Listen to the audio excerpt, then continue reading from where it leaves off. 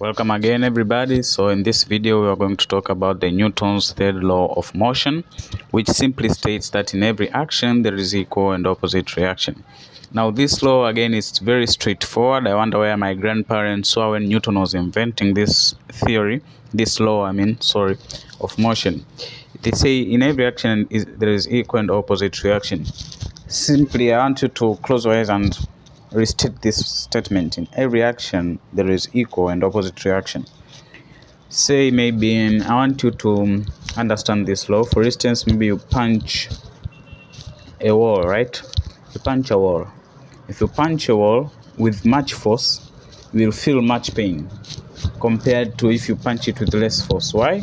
Because when you punch a wall, you apply force onto the wall. According to Newton's third law of motion, in every action, there is equal and opposite reaction. So the wall will give you the same impact of force which you gave it, but in the opposite direction. Now it will be directed towards you, right? So, for instance, this is the wall, right? And you apply force here, you punch it. The wall, this is action. The wall also give a reaction force, which is the same amount of this action force, which is the reaction force. Okay, that's why maybe some people, if you jump on a tall building, okay, if you jump on a tall building, maybe 30 stories high, if you jump till down, you will meet the ground.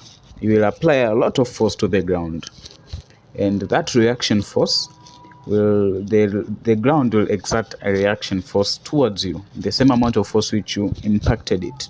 That reaction force is the one that will